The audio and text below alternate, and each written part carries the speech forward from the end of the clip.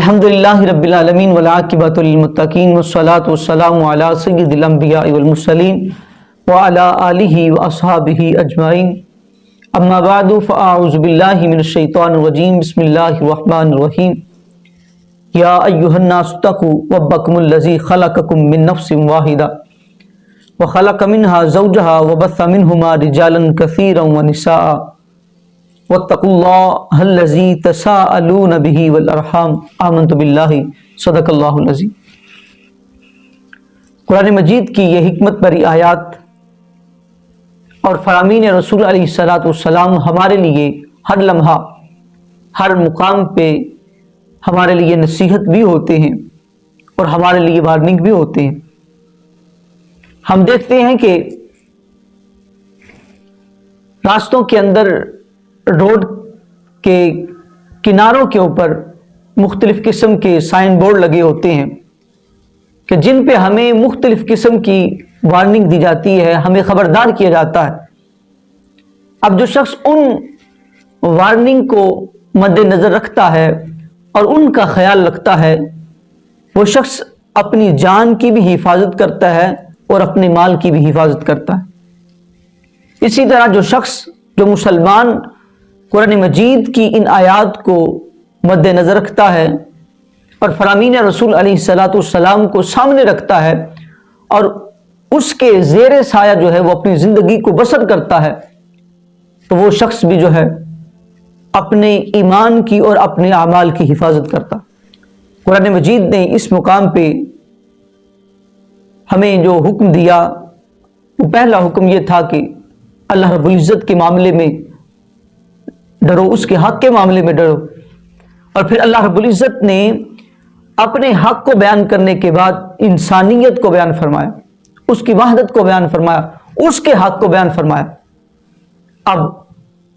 انسانیت کے حقوق کے بعد اور اس کی حقیقت کو بیان کرنے کے بعد اللہ رب العزت نے جب عموم کو بیان فرما دیا، اب اس انسانیت میں سے خصوصاً جو ہے وہ قریبی رشتہ داروں کو بیان فرمایا اور ان کے حق کو بیان فرمایا۔ اللہ رب العزت نے ارشاد فرمایا کہ واتقوا اللہ الذی تساءلون بہ والارحام، فرمایا کہ اللہ رب العزت سے ڈرو کہ جو قدرت والا ہے، عظیم الشان قدرت والا ہے، اس اللہ سے ڈرو کہ جس کے نام پہ تم ایک دوسرے سے سوال کرتے ہو۔ فقیر جو ہے، غریب جو ہے، وہ امیر سے سوال کرتا ہے، اور بعض لوگ اپنے جاننے والوں سے سوال کرتے ہیں اور اس کے نام سے جو ہے وہ کسی نہ کسی چیز کو طلب کرتے ہیں۔ تو اللہ رب العزت نے فرمایا کہ جس کا نام اتنی عظمت والا ہے، اتنی قدرت والا ہے کہ اس کے نام سے تم جو ہے ایک دوسرے سے سوال کرتے ہو اور تمہیں چیز جو ہے وہ مل جاتی ہے، فرمایا اس اللہ کے معاملے میں اور اس کے حق کے معاملے میں ہر لمحہ ہر مقام پہ جو ہے وہ اس سے ڈرو۔ اور پھر فرمایا والارحام، ارحام لفظ جو ہے یہ رحم سے بنا ہے۔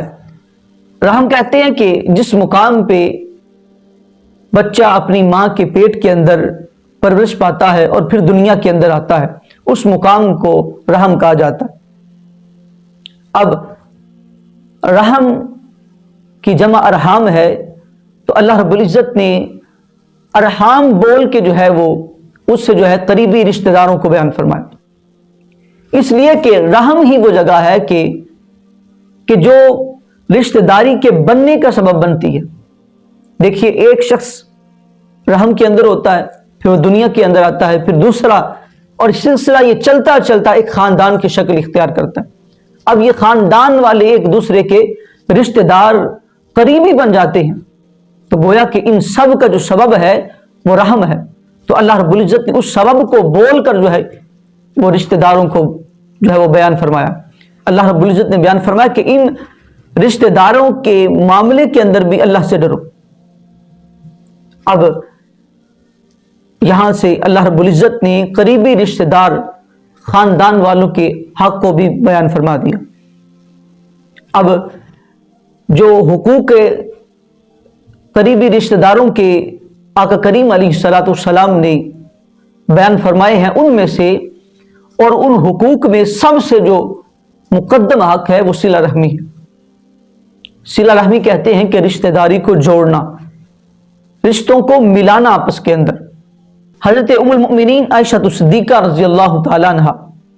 آپ ارشاد فرماتی ہیں کہ محبوب علیہ الصلوۃ والسلام نے ارشاد فرمایا کہ الرحم معلقۃ بالعرش تقول من وصلنی وصلہ اللہ ومن قطعنی قطعہ اللہ۔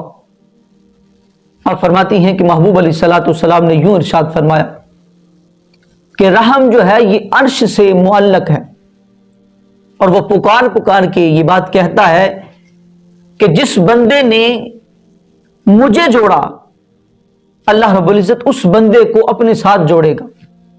اور جس بندے نے میرے حق کو توڑا اور مجھے توڑنے کی کوشش کی اور مجھے جدا کرنے کی کوشش کی، فرمایا رب ذوالجلال اسے اپنے سے جدا کر دے گا۔ اور پھر حضرت ابو ہریرہ رضی اللہ تعالی عنہ آپ فرماتے ہیں کہ ایک شخص نبی کریم علیہ الصلوۃ والسلام کی بارگاہ میں حاضر ہوا، کتنا وہ خوش قسمت انسان تھا کہ جس کے دردوں کو سننے کے لیے محبوب علیہ الصلوۃ والسلام کی ذات تھی، کہ جو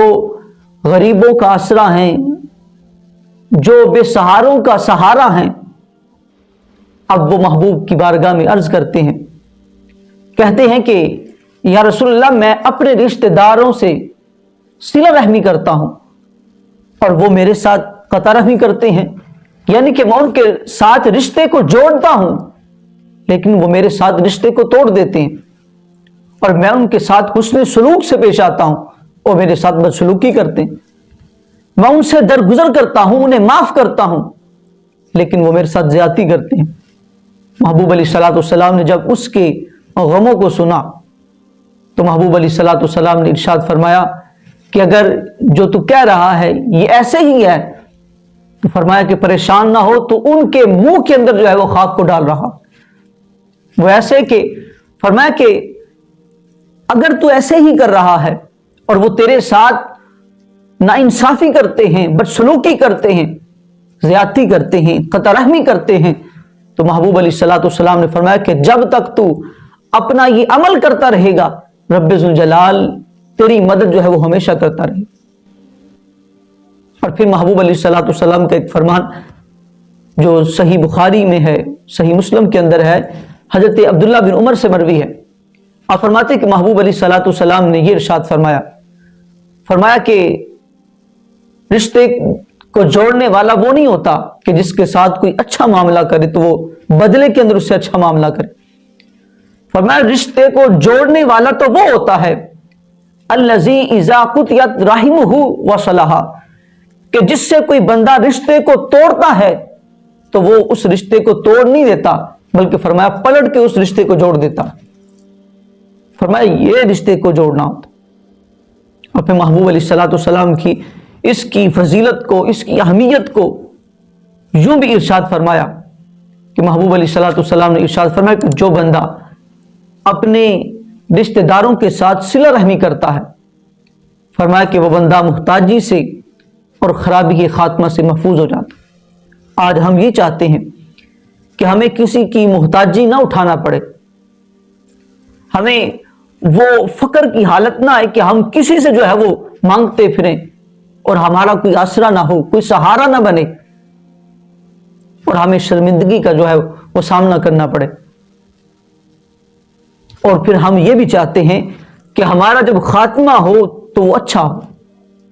اس کے اندر کوئی نقص، کوئی عیب، کوئی خرابی نہ آئے۔ تو محبوب علیہ الصلوۃ والسلام نے ان دو خدشوں کا جو ہمیں حل بتایا ہے وہ یہی ہے۔ فرمایا کہ جو بندہ بھی اپنے خاندان والوں کے ساتھ، رشتہ داروں کے ساتھ، اپنے قریبی لوگوں کے ساتھ جو ہے وہ صلہ رحمی کرے گا، فرمایا رب ذوالجلال اسے محتاجی سے اور خرابی خاتمہ سے محفوظ فرمائے۔